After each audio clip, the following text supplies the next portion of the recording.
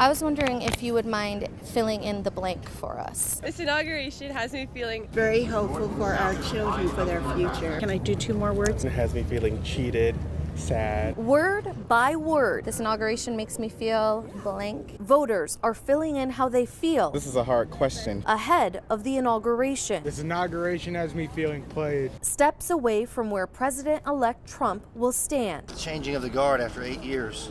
It's refreshing new leadership that will obey the Constitution. Voters are split. He's the president. He's not my president. I support him. I hope he does good, but I don't care for him. This inauguration has me feeling patriotic to the max. Being American is the one strand connecting those voters. The peaceful transition of power is a pinnacle. Would you guys like to answer this question for us? This inauguration has me feeling excited because it is my first time I will see the inauguration. For some, it's seeing history. The election process is all about being an American. It doesn't matter how that turns out. We need to all support whoever the candidate is. They won the election through the process. For others, it's moving history forward. For me, I feel like every time the country has made a progression towards progress and actually fulfilling its values, there is a backlash. And I think this is part of that backlash. Unit was 43rd Bomb Group, 64th Squadron. I was co-pilot, B-24. We flew 10, 12 hours, depending on the distance we traveled. But we were mainly bombing on north coast of New Guinea. Man, I tell you, this is something else. The thing that killed me was the last B-24 I saw. Oh, it's been 8 or 10 years. They had altered the fuselage and put passenger windows. It ruined it. This was like it. That was this. I was looking at those wheels. Look at the size of that baby. That's what killed us. Tore that wheel off, tore the strut out. And then the wings were flat on the ground. We had a blowout. A big tire blew out on takeoff, doing 100 miles an hour. Pulled the wheels right off of it, and we slid on the belly right on. Lost the tail gunner. He was in the bomb bay, riding in the bomb bay. Plane caught fire, bombs exploded, and everyone scattered. This was the life I knew.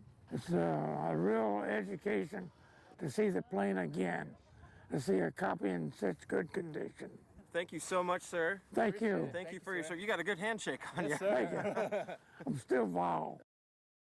I started drawing when I was 7 years old. It has been more than 70 years since, and Ronald Irwin continues to draw. Watercolor, it would be a lot faster. From memories, but it wouldn't be, I don't think it'd be as good. To medical illustrations. My dad wanted me to go into medicine. And at that time I was applying to go in. They weren't accepting any people of color into the School of Medicine. But that did not stop him. I'm gonna be the best I can be. And he was being published in countless textbooks. I don't know, a lot of them. Similar books were studied by paramedics like Colin McCann. I met him back in March. While doing community paramedicine, checking on neighbors like Ron. We go out into the field and we discuss with the citizens ways to correct issues that they're having. When he wasn't able to correct Ron's medical issue, he reached out to NBC 12 for help. If he was able to have better teeth, it would make him get out in the community a little bit more. See, Ron lost most of his teeth, causing health concerns. The lips are pushing back into the teeth that he does have, and they're wearing holes in the back of those. It concerns me of oral infection. It also creates discomfort and embarrassment, keeping Ron at home alone as he lost his wife 10 years ago to cancer. When I lost her, I lost a lot of things. So he keeps himself isolated, embarrassed about his teeth, surrounded only by his artwork, which he wishes he could share my little panda by teaching others. I don't get out. I don't get out much.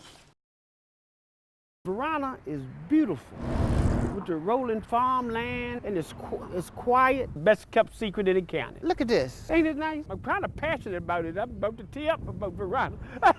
That's Ronald Logan. For his entire life, the east end of Henrico has been his home. Made it nice, eh? And it's where he runs his business, Ronnie's Barbecue on Route 5. Trail opened up, and this year has been pretty good. He's talking about the Virginia Capitol Trail, one of the area's biggest tourist attractions. And people who live and work here are hoping for more projects just like this.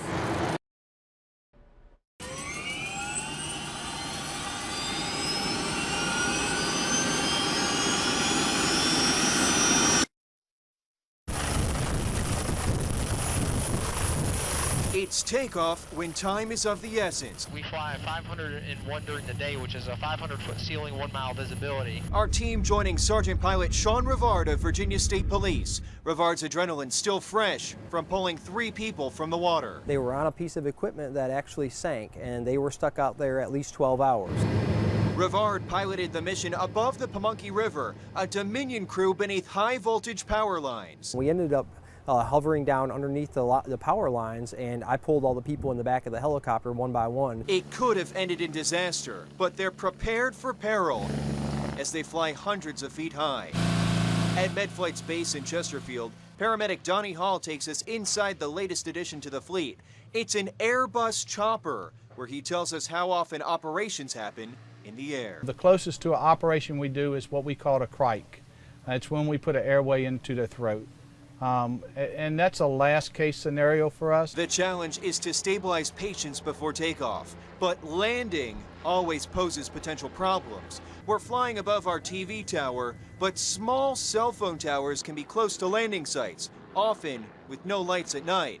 Then there's precision landing hundreds of feet high at VCU's Level 1 Trauma Center. So we're coming in for a landing right now, and this is actually one of the more difficult parts of the flight, landing on the helipad because of the winds that develop around these altitudes. Winds whip around the buildings and can make for turbulence as we're coming for a landing. As we touch down, Rivard explains what happens next. And here we are.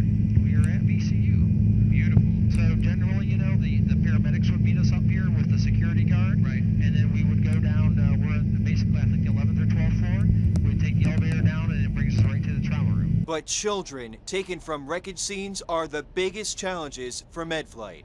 A young girl from Goochland stays in this team's memories. Everybody thought she wasn't going to make it. She was in a bad crash off Interstate 295, and it was just one of those where, you know, we're going to do the best we can, but she's not going to make it. And several months later, she recovered almost 100%, and we actually met her at VCU Trauma Center. The team say it's not the breathtaking views or the feeling of freedom from above that sends them into the sky. It's giving those a fighting chance with a flight from the worst wrecks or disasters imaginable. That's why I come out and do this job every day, is because of that right there. Above Richmond, Mike Valerio, NBC 12. The massive plume of smoke could be seen from miles away. Whoa. That small explosion all the more ominous, given reports that someone was home when the fire started. What we're thankful for is no one was hurt or seriously injured. Did you lock the car back? Yeah. Our crews rushing toward the blaze as firefighters raced against the clock. Dominion Power on scene tackling any electrical hazards. These guys did a great job. Thanks to their hard work and effort, no one was injured, and the situation was brought to a safe conclusion. This all happening just steps away from the Kroger Shopping Center. I want to walk you around this way and show you. It's a very active scene with several fire units responding. They were able to get the blaze out within minutes. The shopping area was never at jeopardy given the large space. But that large space, one of many challenges for firefighters. Access, heat. Although it was successful, you know, it's a lot of toll on the guys. So crews navigated down a 1,500-foot long driveway in sweltering conditions. This residence positioned deep in the wood line, but again, well-trained firefighters, prepared for situations like this. We practice for these types of situations over and again, and today the training paid off. And the hydration paid off because we've been preaching hydration quite a bit too with the heat that we're enduring. This major operation all in a night's work for some of Chesterfield's finest.